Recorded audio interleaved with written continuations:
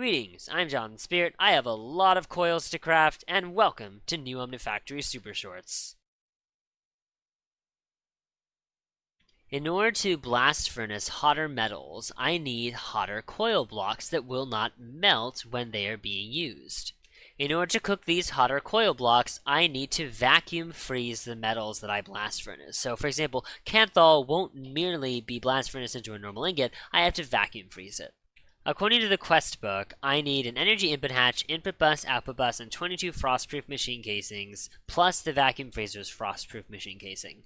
I'll craft 24, and conveniently I already have all the resources thanks to my systems over here, which I'm very thankful for. 1 vacuum freezer. I want nichrome. Nichrome requires 2100 Kelvin, which is more than copper nickel can provide, so I need a Kanthal blast furnace to make nichrome. To make Kanthal, I'm going to need aluminum, chrome, and iron. 16 coil blocks usually requires 128 of the material, so I'm hurrying up and getting 43 chrome as fast as I can. 129 Kanthal dust. Crafting surprisingly quickly, thank goodness. It looks like hot ingots only stacked to 16. I have done something freakishly silly. I do not have enough frostproof machine casings to make this block. I'm confused as to why that is, but I guess it is. But I have a spare MV energy input hatch around, so I'm just going to slap these two input hatches next to each other and the vacuum freezer forms. You can't do this on a large scale. You actually need a minimum number of these casings in order for the multi-block to form, but it works for little problems like these ones. Now, picking up these hot ingots and putting them into your inventory is a bit of a bad idea, as it hurts you actively, so you're probably going to die if you do something like this. I apologize for the peak in that unrepeatable video. In order to solve this dangerous problem, we're going to use something called an OR dictionary filter, which lets you pull items out of Gregtech inventories based on their names, or more accurately, their OR dictionary names. We do need an olivine plate, so I'm just going to craft olivine ore and smelt it. Apparently, you need to make olivine plates with a cutting saw, so that's what I'm going to do right now. How, pray tell, do I use this item filter? I'm going to put a robot arm on this output bus, screwdriver it to open up the inventory, stick the OR dictionary filter in it, and use ingot, hot, wildcard. And then I'll place this chest on top and it'll get filled with Kanthal ingots, and then nothing that's hot should go into it, so I can route everything directly into the input bus over here of the vacuum freezer. And now Kanthal ingots are going into this input bus, and they're getting outputted as lovely Kanthal ingots. And shortly, we will make these into a better blast furnace. We're probably just going to upgrade this one for now, since it's the one I use most actively.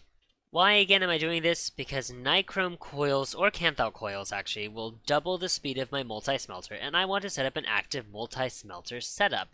And by active, I of course mean passive, making many things for me very fast. Always. And although Kanthal and nichrome both double the speed, you get 3 Kanthal from every 1 chrome, but you get 5 nichrome from every 1 chrome, so the price is cheaper for the same effect. Kanthal is a go. Time to wire mill. I am cleverly going to use my parallelized wire mill system, so it's faster. I say cleverly because I was about to shove it into my single wire mill, and I was like, wait, no, that's such a waste of time.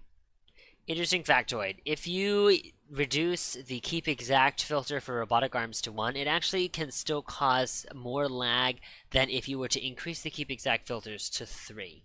I've just increased them all to 3, let's hope this works. It should make them run a little more often. Oh, never mind, by the time I finished doing that, it had already used all my nichrome ingots. Perfect, look at that. I have all the Kanthal wires I need. So fast, I'm very happy. And Kanthal coils are being made. I will only need 8 coil blocks for my multi-smelter, which means I'll need 65 nichrome or 13 chrome dust, which I already have. You don't need to make a blend for this. But you do need to smelt chrome ingots, and that can only be done in a blast furnace. So let me get my 13. We shall shortly observe that no chrome goes into this chest above. Perfect. Almost forgot to upgrade this. Let's do it now. Now I will put my nickel and chrome, and we should observe, once it finishes crafting, that the hot ingots will go into the chest. Let's see if we watch it.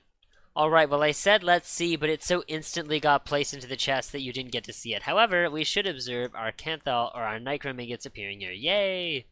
Well, as soon as they're done, we'll have a lovely time making our multi-smelter, but for now, let me make those heat-proof machine casings. For my next trick, automating the multi-smelter, I'm going to have a stack of 1x2 drawers. I'm placing it right here in case I ever want to turn these into 2x2 drawers and have 4 inputs, but for now I'm going to make it nice and easy. To plug in all the items I want to smelt here, I'm going to use a big item filter. The normal big item filter requires a skeletal contractor, for which you need a slice and splice, for which I need tungsten steel. But I can use an advanced big item filter, which only requires an advanced item filter and 2 shulker shells.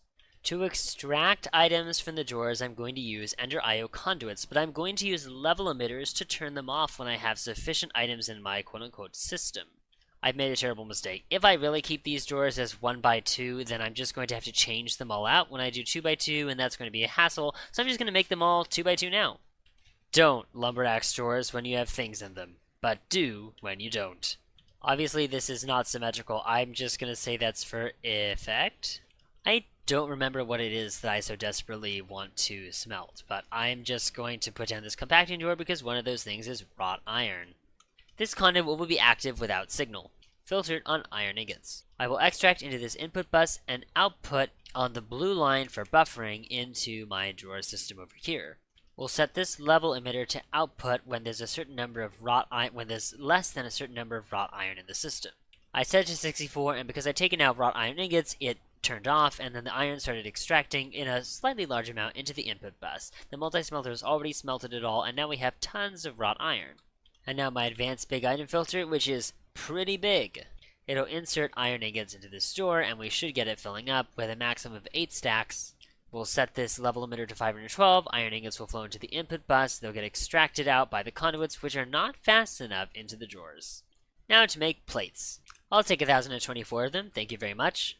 I really do not remember what I was going to use all of this for, but I'm sure it'll come up eventually. And somebody please do tell me if having all these drawers is going to lag me out. Okay, now for a couple last-minute projects, I'm going to stop some backstuffing in other machines so as to reduce the future lag. In particular, I'm going to remove all these ethanol and ethylene things because I don't need any of them thanks to my ethylene creator over here, which is slightly faster than these 3MV distilleries. One problem, I am trying to save the ethylene and put it in my fluid terminal. However, my fluid terminal is deleting the 64 buckets when I click them in with a steel drum by turning off. But I have a dense energy cell here. I am currently trying to figure out the source of this problem. But be careful, if I don't find the solution, this is something that could happen to you. The solution may just be to add a bunch of dense energy cells. So I'm going to do a bunch of A2 crafting and get back to you. Let's see if the second one works. Good news, it totally did. Alright, to pause fluid production at the proper time, I want to put comparators on drums that are going to fill with these fluids. And when they fill up, stop everything. To do that, I'm going to use Ender IO redstone filters. I'm going to make a bunch of redstone filter bases and then create a redstone sensor filter which acts like a comparator. Let's test this by practicing with a steel drum right now. We'll first set the redstone conduit to connect to it on input. Right now there's no power. Let's see what happens if I've already put in a redstone sensor filter, so I'm going to try and place a bucket of water into the steel drum. Once it has 5 buckets, it reaches power 2. At 64 buckets, we get our power of 15.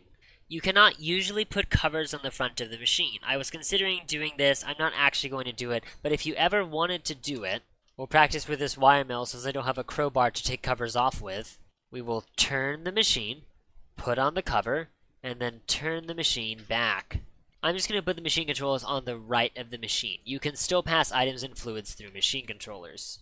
I'll set my controllers on polyvinyl chloride and vinyl chloride to brown. That'll be the redstone conduit, and then the redstone conduit on the polyethylene will be blue. I'll make 2 steel drums and put this redstone conduit in the middle. I'll place these steel drums to the left of the chemical reactors that are relevant.